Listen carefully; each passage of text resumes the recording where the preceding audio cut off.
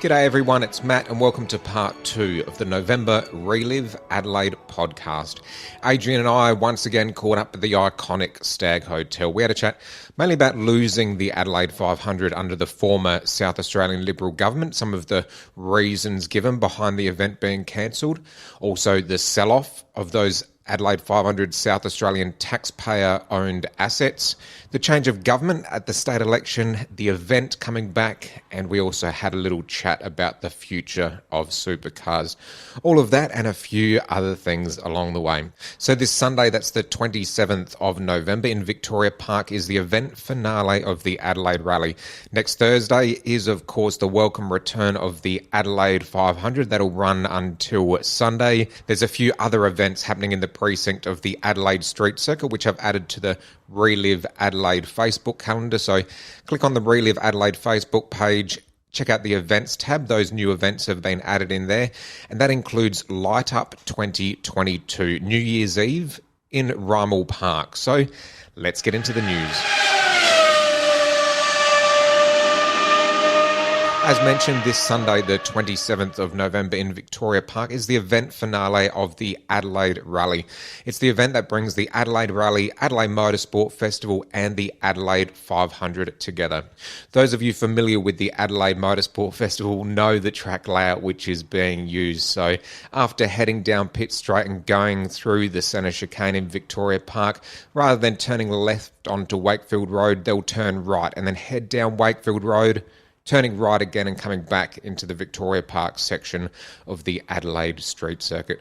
Craig Lowndes will be there driving the 1994 Footwork FA15 Formula 1 car, and there'll also be the 1988 Lola LaRousse LC88 in action.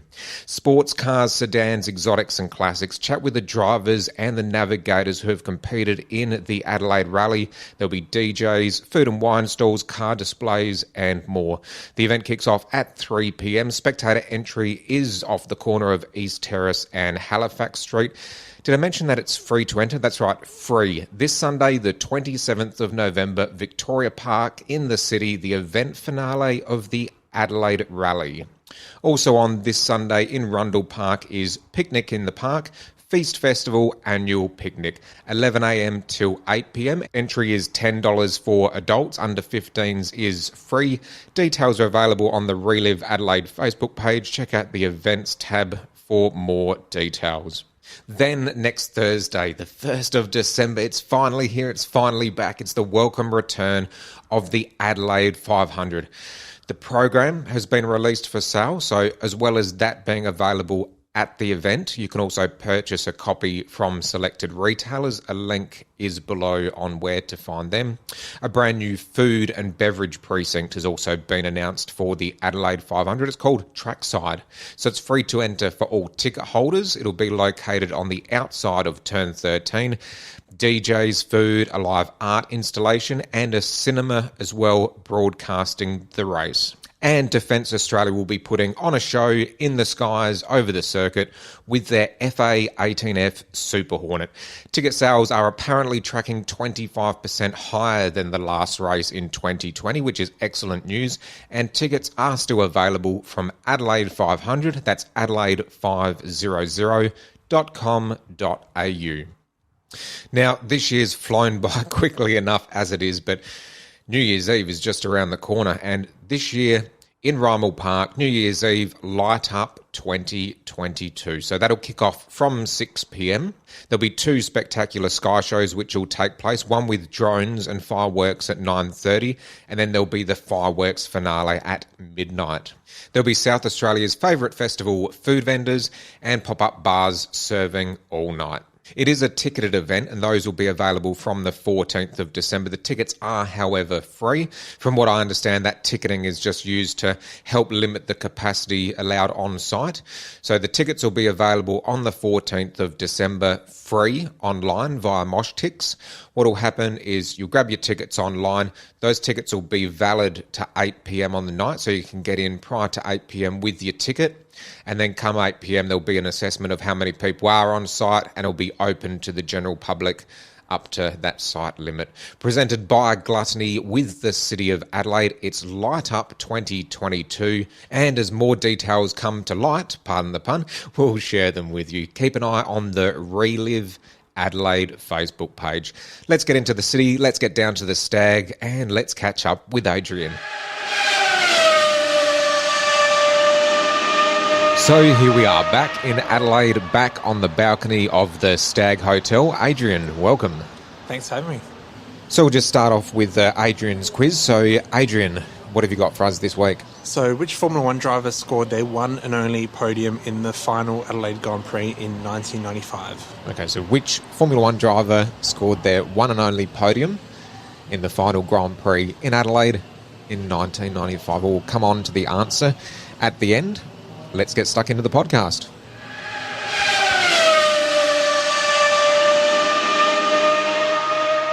Adrian, just want to start off the Adelaide Rally final stage at Victoria Park. That's on Sunday, the 27th of November. Free event. What do you know about it? Yes, it's the final stage of the 2022 Shannon's Adelaide Rally in Victoria Park. So it's on the Victoria Park section of the Adelaide Street Circuit and final stage, and there'll be other sort of, music and, food, wine, all the good stuff, and some demonstrations and things. So it's a real sort of family fun day out, and it's actually the first motorsport event back at the Adelaide Street Circuit. Obviously everyone's geared up for the Adelaide 500, but this is 4 days before the Adelaide 500 starts, so it's a good way to get back into the motorsport, being back in the city. What sort of cars will we expect to see there? So I think, your Mitsubishi Lancers, Subaru Imprezas, your sort of, standard rally cars. The great thing about the Adelaide Rally is it sort of has, diverse field of, sort of different years and makes and cars, and sort of, just a real sort of motoring enthusiasts event. So people are probably familiar with the Goodger Street Party, which happens on the Friday night. So that's back again this year, and then it concludes back in the city on the Sunday. So and it'll be a great event, and sort of it'll be really the first taste of Victoria Park. If you think about it, the track will be all set up and ready to go. So it's almost like having two bites of the cherry with two events within the same week. Yeah.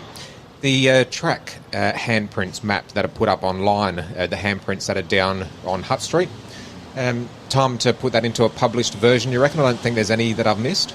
Yeah, no, they're all there, and it's it's great to see that they're sort of still there. As we've said before, it's one of the few things that you can go around and tell that there was a Grand Prix in Adelaide. I've spent a bit of time in Victoria Park recently, and it's obviously the track build's happening there at the moment, so people will sort of think to the Grand Prix, but amongst all the sort of plaques and things, it's all about the horse racing. There's nothing about the Grand Prix itself, so it's good that sort of people can point and have some sort of connection to the Grand Prix, which is arguably a bigger event than any sort of the horse racing that happened there.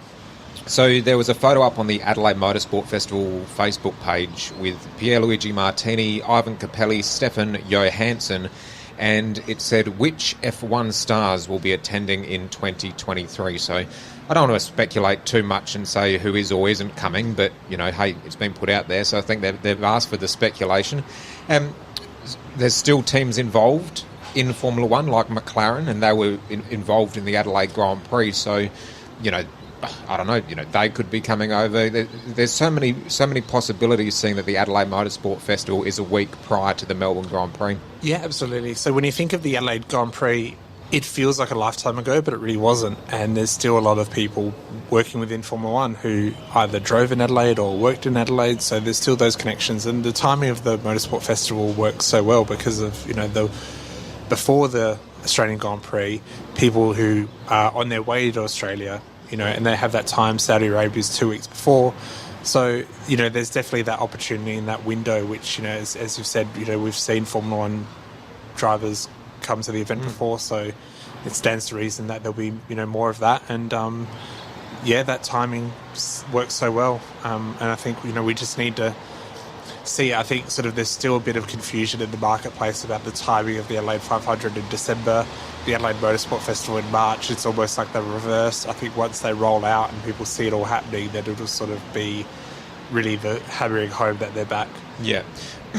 With the the free event at Victoria Park being a week prior to the Adelaide 500. That'll give like a great launch pad for the Adelaide Motorsport Festival. Good time to promote it as well. I think obviously being a free event too is people who might be umming and ahhing or might not be able to afford to go to the Adelaide 500 can head along to the free event, and then there's new faces which will be exposed to the Adelaide Motorsport Festival and motorsport in Victoria Park. Yeah, absolutely, and that's the sort of key thing with that event is it's a great way to kickstart the sort of return of the Adelaide Street Circuit and the festivities. It's not just about the Adelaide 500, it's about the Adelaide Motorsport Festival, the Adelaide Rally.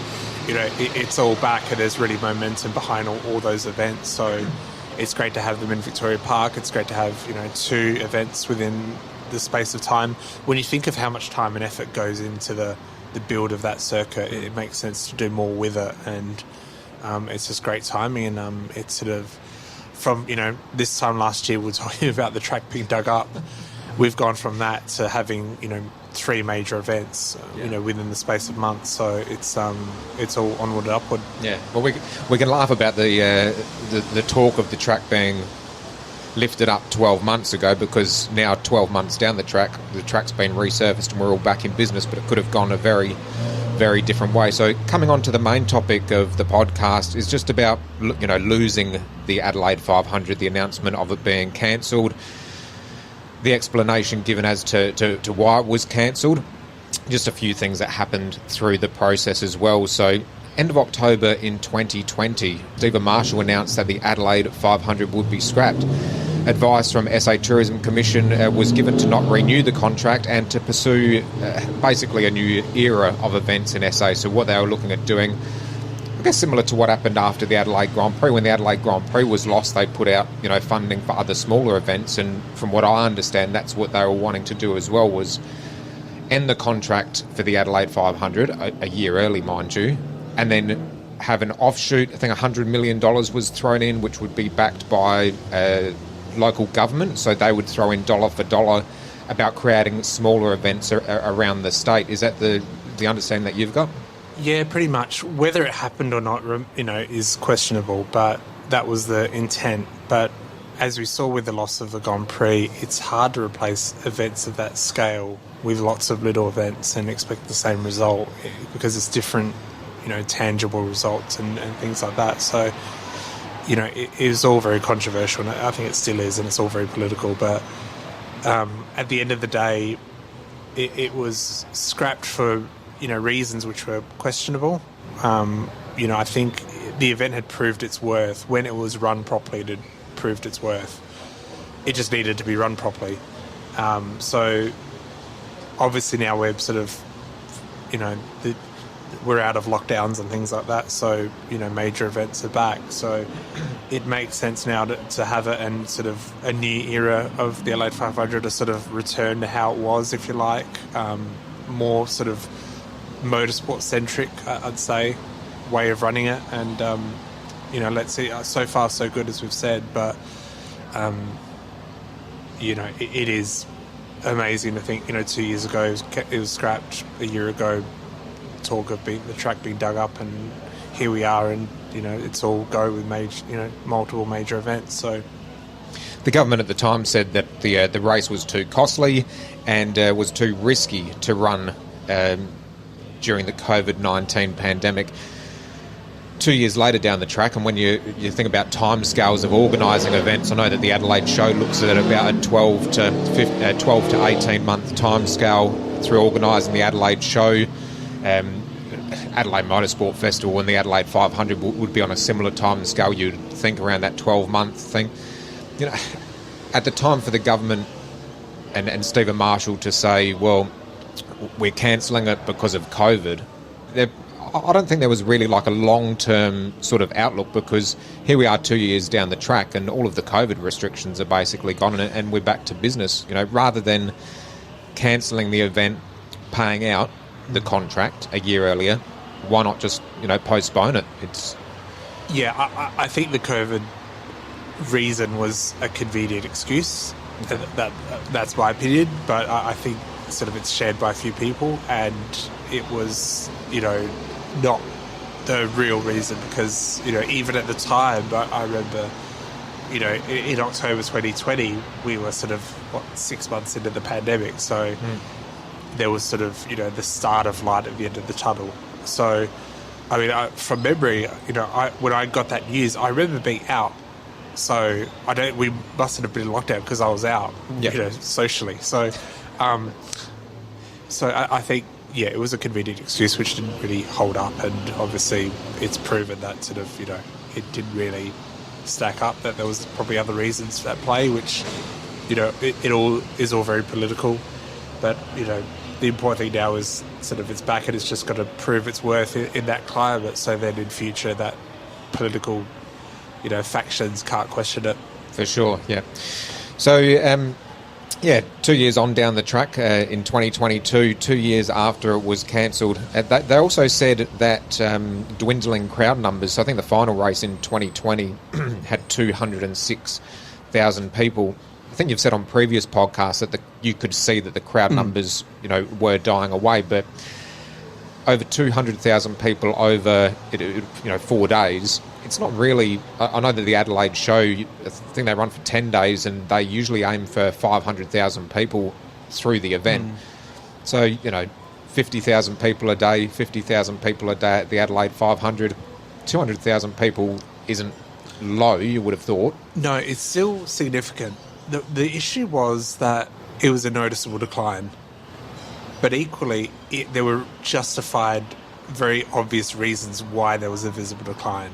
Reasons that the organisers of the event probably weren't willing to see and weren't willing to make a change. And, we've spoken before, clashing with the Fringe and Festival wasn't good, and it made no sense at the time. I mean, we're sitting here at the Stag, and you turn your head to the right and you've got a racetrack, you turn your head to the left, you've got an arts festival on at the same time. That doesn't stack up. Yeah. And, lots of reasons like that, doing away with concerts or 1 year, or not having great concerts another, or the sort of amenities weren't the same, cutting back on grandstands, and the support categories weren't as good. All that sort of stuff adds up to poor crowds. So it was very obvious reasons why, and it was a question of, were the organisers aware of it and were they prepared to make the change? And it felt like they weren't. It felt like they were resting on their laurels a bit because the event was so successful for so long that they didn't feel like they almost needed to try and sort of improve it. But you've always got to try and improve it because, you're charging people to come back each year. Yeah. They need reasons to come back. So, the pointing out the decline in crowds for the government was a bit hypocritical when essentially they were running the event themselves. So they had to do some more introspection and sort of look at sort of why were the crowds declining, rather than just pointing to it and go, well, that's why we're going to get rid of it. They needed to ask the question of how can we reverse it, and there were some very obvious reasons why they could, but I think then COVID came along and it was just that perfect excuse to point to the crowds and pull the plug, when the reality was their own government reports were saying that it was economically beneficial. So it didn't stack up, which is obviously why it became such a political hot potato. Yeah. I mentioned about paying out the contract a year early, and I think there was money paid to Supercars. Do you remember seeing if there was ever a figure announced of how much was paid? I don't believe it was public, but there would have been something, obviously, because the contract ended. And I think, the complicating matters was COVID, because you had, at the time, a lot of events were being postponed. And we're only seeing now, the Gold Coast Supercars event is back this year for the first time since 2019. So they've, missed a few years. Newcastle replaces Adelaide as the season opener from 2023. That's been missing for 4 years by the time that comes back. So it's all it's very messy, ending contracts and things, and obviously it took the change of government to sort of get that back up and running, and it's almost like a fresh start, new people, new sort of governance, if you like. It's a return to a motorsport board, which is how the Adelaide 500 was run previously. Then sort of the motorsport board was sort of disbanded, and the event, the government events sort of corporations took over, and that's where the decline sort of, things changed a bit in terms of how the event was run. And I think that's probably that's out there amongst the public. You know, they were the first to see that and point to that, and so I think we're seeing more of a motorsport-centric, return, and the board, and there's sort of motorsport people on there who seem to be bringing it back. And, you know, we've seen in the announcement I've made so far, it's more of a return to how the Adelaide 500 was previously, as opposed to how it was in the last few years. Yeah, and I think you need that, you know, with any event you need people. Cheese Fest, for example, Adelaide Motorsport Festival, the people organising the events are, you know, they love the event, they love what they're doing. For the Tourism Commission to be looking after it, not really motorsport focused, probably don't love the event. They've got to share the love around to other events. So having the SA Motorsport board back, that's a game changer. Yeah, the problem with a commission like that is they're spread too thinly across too many different events, and what they end up doing is then applying the same principles and philosophies to all these different events, which are very different.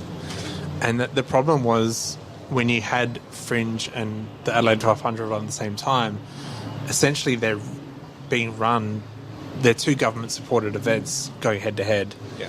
And in a city the size of Adelaide, you want, you know, people to sort of go, well, this is on this weekend, let's go to that. If you have two major events, you're going to split your audience.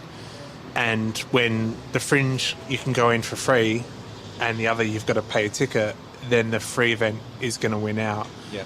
Motorsport, as much as we love it, it's not everyone's cup of tea. So absolutely. If you're going to get the big audiences, that sort of 300,000 people, a lot of those aren't going to be motorsport people, so you need to get them in. But you can't really charge them and expect them to watch a motor race. Just that, you need the concerts and all that sort of thing.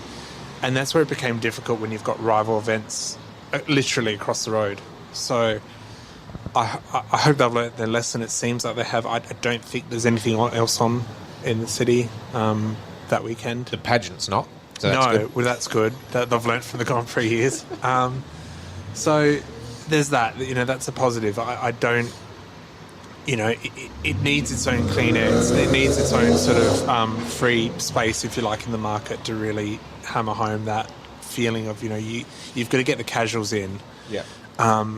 Motorsport can fall into this trap where it's like, we've got our hardcore supporters, let's just cater to them.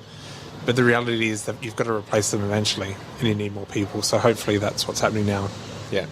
So end of October 2020, the announcement came through that the Adelaide 500 would be cancelled, and then less than 12 months later, so it was split over multiple auctions, but a lot of the items from the Adelaide 500 were sold off, similar to what happened at the end of the Adelaide Grand Prix. So the first auction happened on the 28th of September 2021. That was the first auction. Final auction was on the 14th of December 2021. I love having a good hunt through the auctions, and I did keep an eye on what was coming up. And the final auction had some Holden memorabilia, and there was some race seats, whether they're out of cars or maybe simulators or something like that. A lot of portable buildings. There was a lot of the behind-the-scenes stuff like rolls of wire and distribution electrical boxes. But the feeling that I got from the auction, it's like, you know when you have a tidy up of your house and you get together the stuff that you don't need anymore, and you give family and friends first dibs on all of the good stuff, and all of the rest of the stuff just goes on your front lawn for $2 or, hard rubbish. There was a lot of garbage in that auction, and I understand that a lot of the good stuff was sent up to the Bend in exchange for sponsorship. I don't know if you've got anything to add to that? Yeah, it was all very controversial about that whole process, and some items went to the Bend. I think they're still there. I think there's still an overpass there along the main straight, which is an old Adelaide 500 one. So, it's just, it's not, it wasn't handled well by a government which was clearly, very eager to get rid of the event, and then very eager to get rid of any evidence that the event even happened. Yeah. Hence the track talk, digging up the track. And, although that was more council related, it was still seemed to be part of a bigger political thing. So, it was all a bit of a sad end. And that's why, now that Adelaide 500 almost had to start again because a lot of that was sold off. Yeah. At the time, the Shadow Minister for Tourism, Zoe Medicine, a quote from her, so, quote, This is an act of vandalism for Stephen Marshall to try and flog off these assets so close to the next state election, unquote. I think that sums it up actually quite nicely. Yeah, the timing of it all was just messy, like I said, and then, you know, even just waiting around for the election, and you think of the election was in March and the Adelaide 500 returns in December, and trying to sell off all the assets before then. It's just, I mean, this is why, you know, we've learnt from the Grand Prix, we've learnt from the Adelaide 500 record, we've learnt from the Race of 1,000 Years, all these events. The more, you really need to take politics out of it. Because as soon as the politicians get involved and it just gets messy, and while it's great we've got a government now that supports all these events, that can change very quickly. Yeah. Whether it's them or not. And it's not a question of Liberal or Labor, because if you think Labor disbanded the original Motorsport board. So it's not one side favours it and the other doesn't. They've both sort of done things which led to certain events happening, but it's just a case of the events and the organisers have to be able to stand on their own 2 feet with some government support, because obviously you need some support to run an event in the city and things like that, but it can't be dependent on that government. And hopefully that sort of moving forward, the events can stand on their own 2 feet and then sort of, you know, grow from that. During a parliamentary questioning, they were actually asked at the time about the sell-off of the items through the auction, and the Tourism Commission said that we hope, following the auction, that the costs we get in will be more than the actual selling costs. So they weren't even sure at the time whether the selling of the items would cover the costs that it was to sell them, which obviously by them getting rid of the items they don't need to store them, so they're obviously saving on storage fees. But yeah, I don't know, it all sounds a bit how you going. Yeah, the timing was just strange, and you know, from using COVID as an excuse to, you know, and then, you know, you read the government's own reports and they supported and championed the event, and then just selling the assets. It was just all, and then, you know, this track, digging up the track from council came out of nowhere. It was all very suspicious, and, you know, as you know, someone who's looked into how we lost the Grand Prix, it was history repeating. Yeah, and that's what's sad, is that it's politicians getting involved when it's pretty obvious these events work. Yeah. They just have to be run well, and, you know, they need that government support. And it's a case of, you know, one side of politics pulls the rug, the other puts it back in, and then it's just this ever-evolving game, and you just hope now it's back and it just keeps going on, and that stands on its own 2 feet, because, you know, that's what made the Adelaide 500 good, is that it just sort of every year it rolled along and it was successful. And it wasn't until the final few where it was like, this is, you know, on the nose a bit. But as I said, it was for very obvious reasons which needed to be heeded to, but they weren't. Yeah. And just quickly, just touching on the talk of the track being dug up 12 months ago. So I need to drive past Victoria Park on the way here. When I drove past, there were people walking out after going for their runs. They're all, you know, dressed in their fitness wear.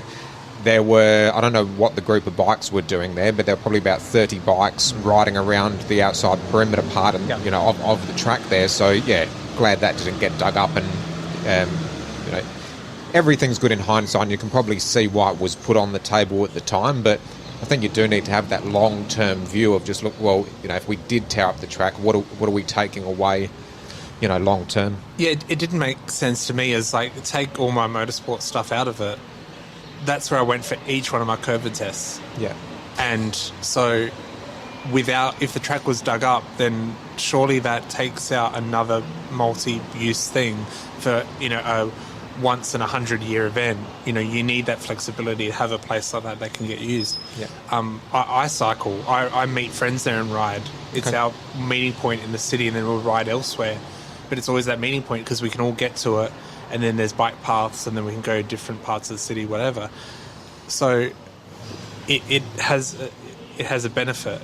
It has a use. You know, the horse racing grandstand is there because it's heritage protected. Yeah. But equally, it's great to have there as, you know, after a ride, just go sit there. Yeah. There actually was talk of the so the part of the racetrack in Victoria Park being heritage listed. I don't think anything more has been said about that. No, I haven't heard any more, no.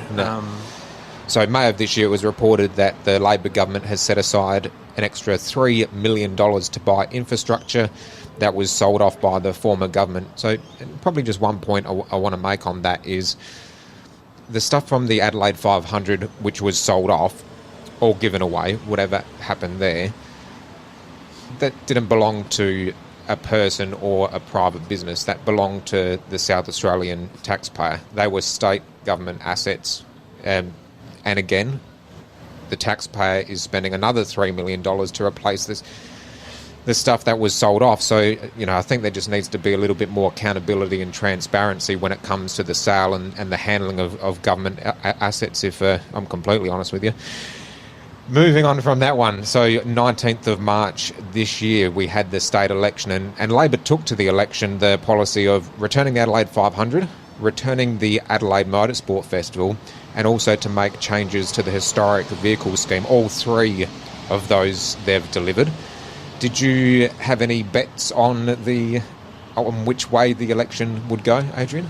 It seemed pretty safe that Labor was going to win. Okay. And I think the feeling amongst the motorsport people was they were pretty confident it was going to happen. So, they were getting ready to go, if you like. But, again, who knows with politics and elections and things like that. We've seen elections, that seemed destined to go one way, go the other.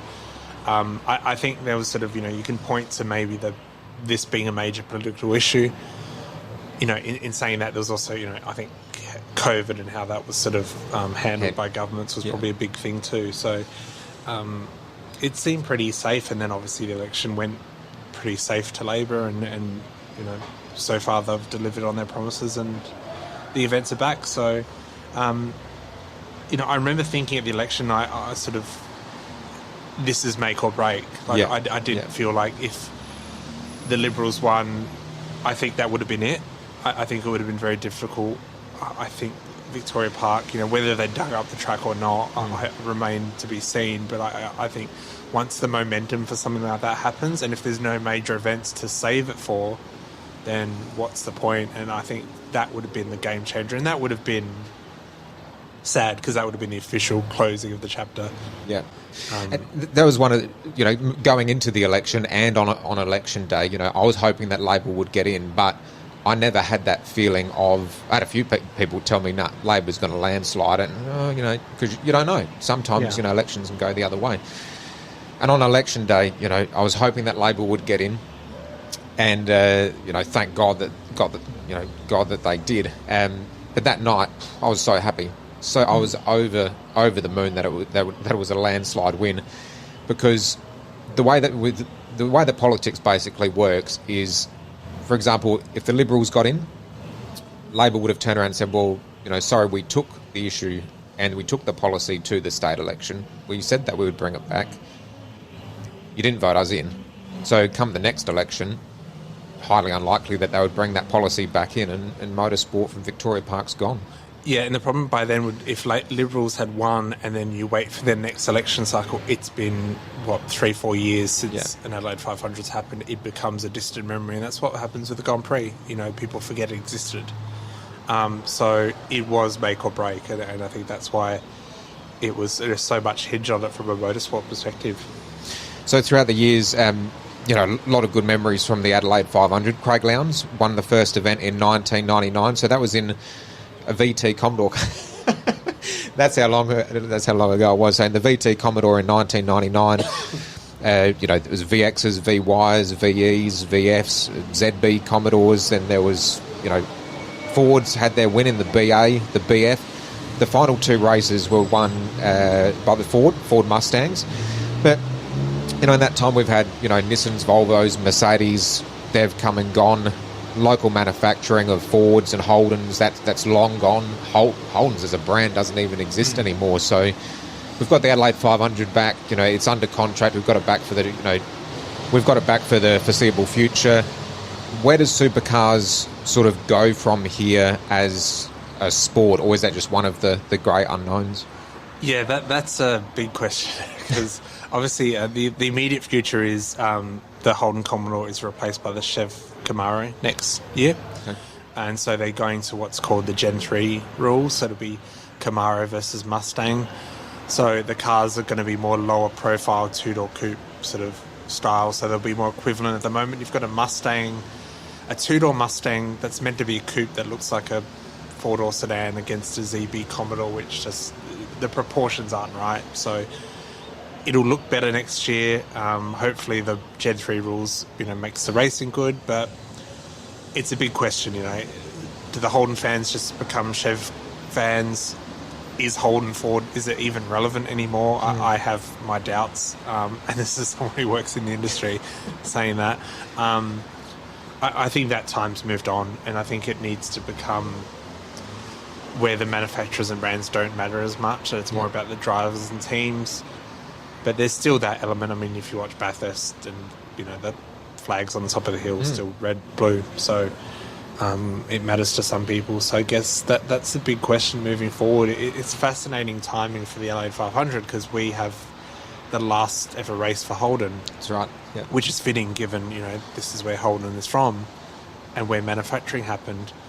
And then by the time it comes back next year, there's, been a whole season with these new cars. So who knows? I mean, I've debated this so much myself within my work about where the series goes. I think it's strong enough to roll on. It just will look different. Yeah. So that's just a bit of talk about the future of supercars and where that may or may not go. We've also spoken about the event being cancelled, also the sell-off of the items, and also the election and the event coming back. So it's great that the event will be back on the 1st to the 4th of December. Next time we catch up, Adrian, it will be time for the Adelaide 500. I think you're doing a bit of work there with your job. Yes, I'll be there covering it. So it'll be, I remember the last one there, sort of February 2020, being in the media centre, and I distinctly remember the conversations about COVID and, is this real? Is this what's going to happen? And then you think of what's happened since. It's just remarkable. So, and then for the event itself, the fact that could have been the last one ever. So it'll be a surreal feeling to have it back. Yeah. No, fantastic. We're looking forward to the event. So that's the 1st to the 4th of December. Adrian, we'll get on to the answer to your quiz. So it was, which Formula One driver had their one and only podium at the 1995 Adelaide Grand Prix? So I've been having a think. The final race was won by Damon Hill. Yes. And one of my favourite bits of commentary from Murray Walker is when Olivier Panis had that Mugen engine problem with about 5 or 6 laps to go. And Panis ended up finishing second. And then third driver on the podium was Gianni Morbidelli. Yes, correct. Gianni Morbidelli's the one. One and only podium. Yep, one and only podium in Adelaide. Funny story with him also, his one and only drive for Ferrari was here in 91. So, and that was after Prost got the sack? Yes, in 91. So probably Adelaide has a special place in his heart. So, he scored points that day in the rain-shortened race, or half points. So, Gianni Morbidelli. Obviously, Damon Hill was on the podium again. He won the World Championship the following year. And Olivier Panis, he actually won the Monaco Grand Prix the following year, 96. That's right, he did, yeah. So I was trying to think where his other podium was, but yeah. Yeah, and he had a few more after that. So Gianni Morbidelli, he's one and only podium in Formula One was here in Adelaide. Fantastic. Adrian, thanks once again. We'll catch up at the Adelaide 500. Sounds good.